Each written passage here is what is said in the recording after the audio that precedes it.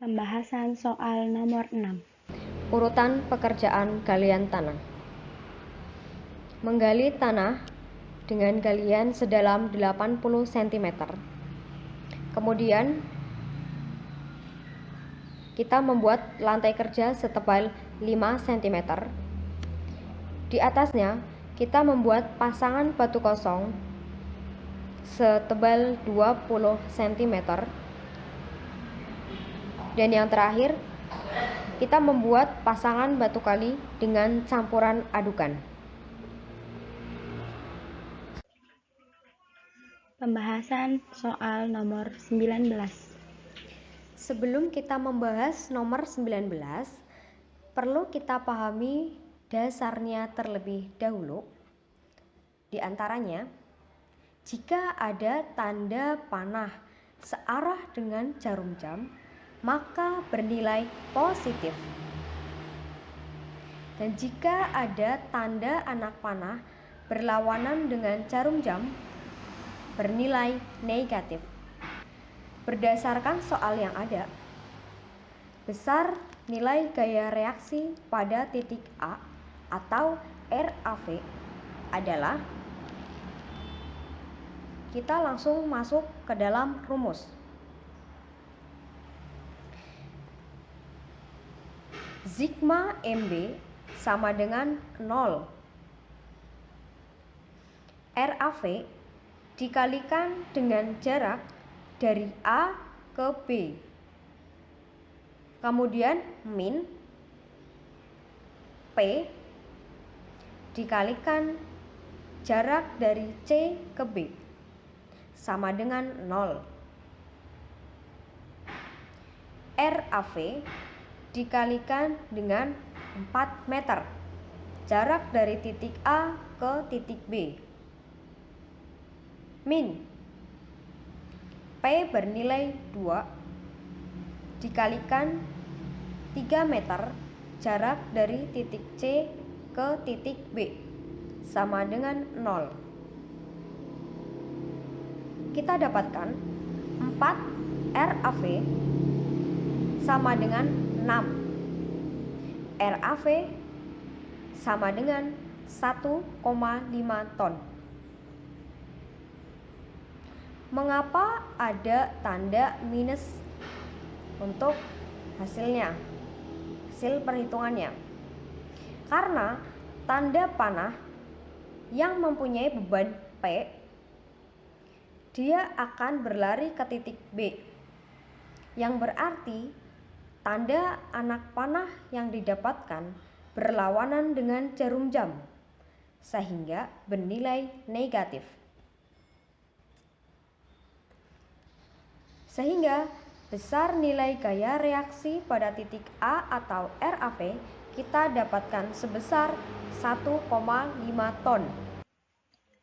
Pembahasan soal nomor 21 sampai 28.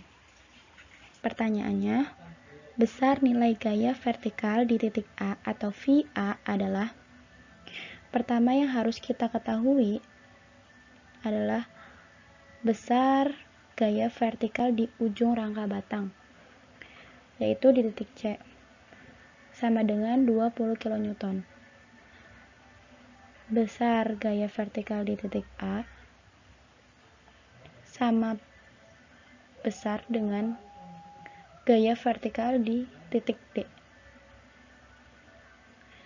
Besar gaya vertikal di titik C itu diuraikan menjadi gaya vertikal di titik A dan di titik D.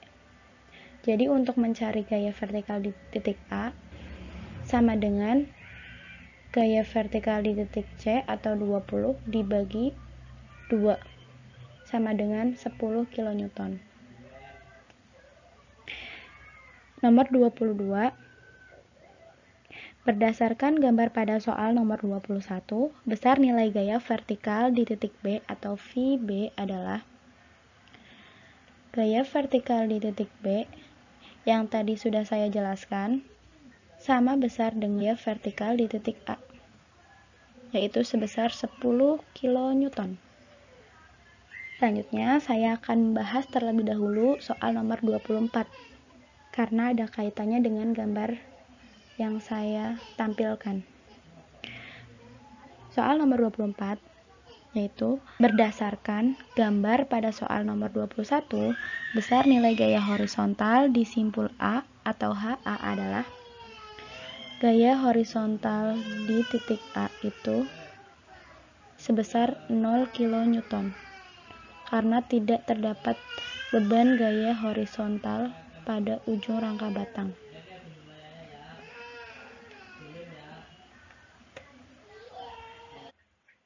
Pembahasan soal nomor 23. Pertanyaannya, besar nilai gaya di batang 1 atau F1 adalah F1.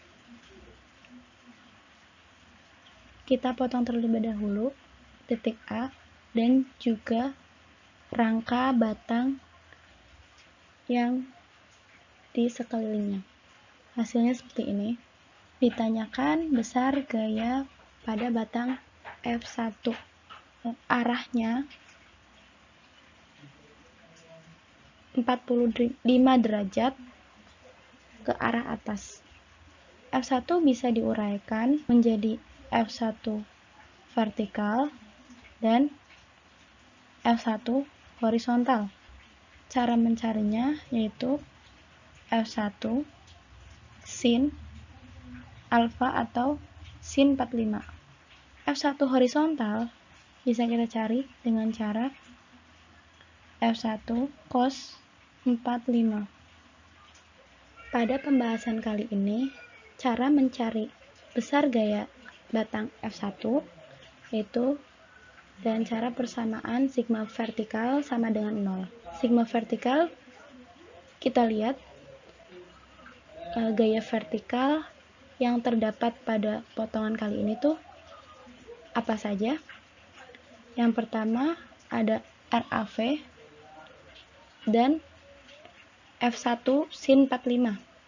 Hanya dua gaya vertikal. RAV positif karena arah ke atas dan F1 sin 45 juga positif karena arahnya ke atas.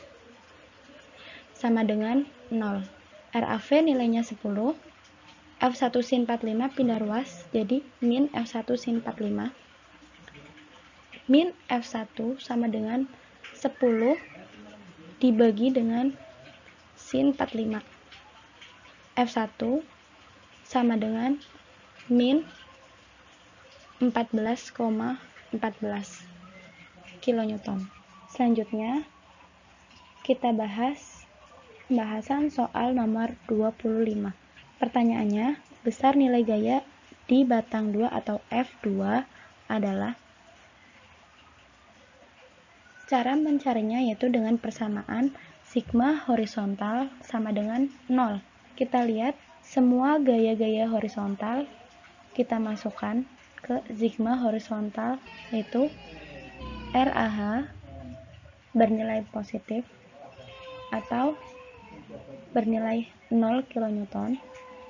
Gaya batang F2 ke arah kanan jadi nilainya positif.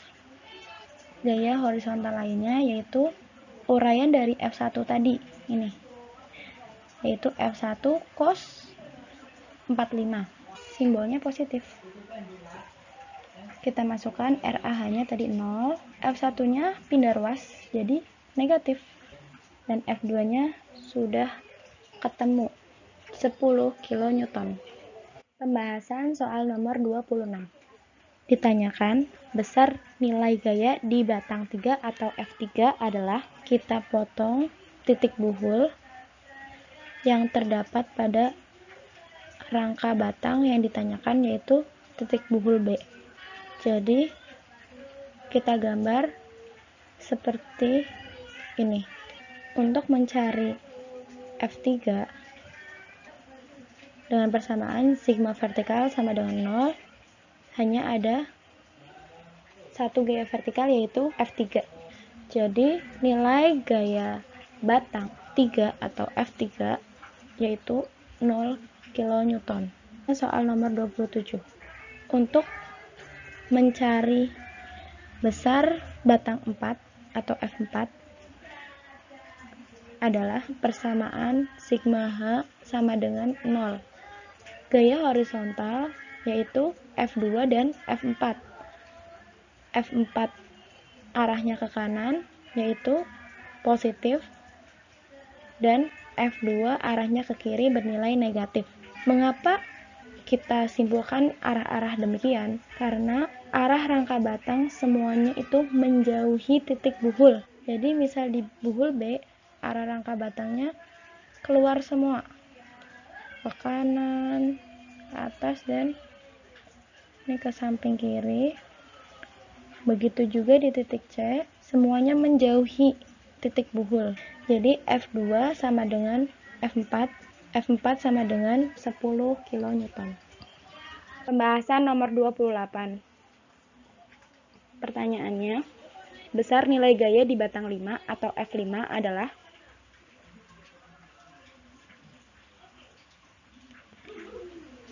kita potong buhul C,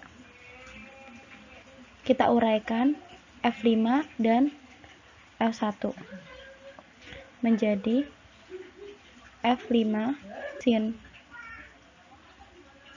alfa atau sin 45 dan F5 cos 45.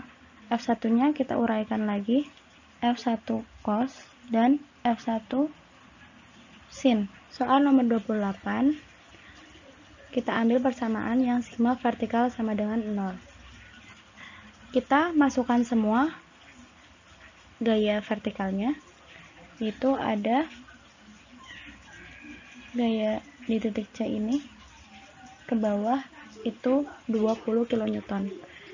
Jika arahnya ke bawah maka tandanya min.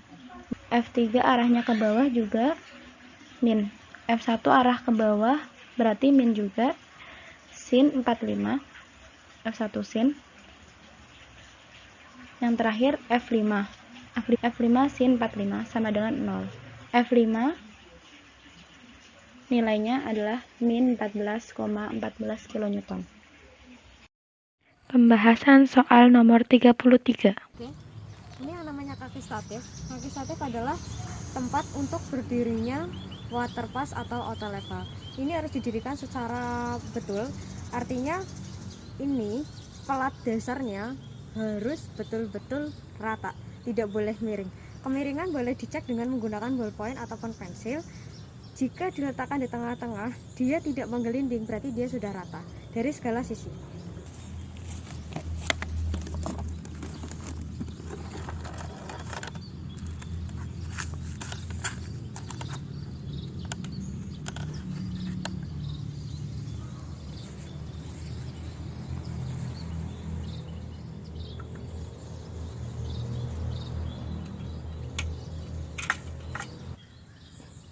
Pasangkan water pass pada kaki statif yang telah dipasang. Paskan, pastikan dia bergeser tapi tidak merubah posisi kaki statif agar tetap rata. Ini adalah yang disebut dengan alat ukur tanah, salah satunya water pass atau auto level.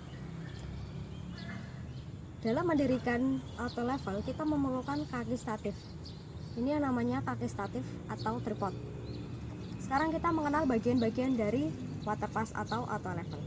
Yang pertama, di depan sendiri ada lensa objektif. Kemudian yang di belakang ini ada lensa okuler. Kemudian di sisi kanan ini pemfokus bayangan. Di bawahnya yang disebut dengan penggerak halus horizontal. Yang ini ada 3 skrup, dinamakan skrup A, B, C. Kalian bisa atau bebas menamai skrup tersebut. Boleh ini A, B, C, atau ini A, B, C. Bebas. Kemudian di bawah sendiri ada plat dasar. Dan ini, yang di sini ada nivo kotak. Kemudian di sini, di atasnya ada cermin.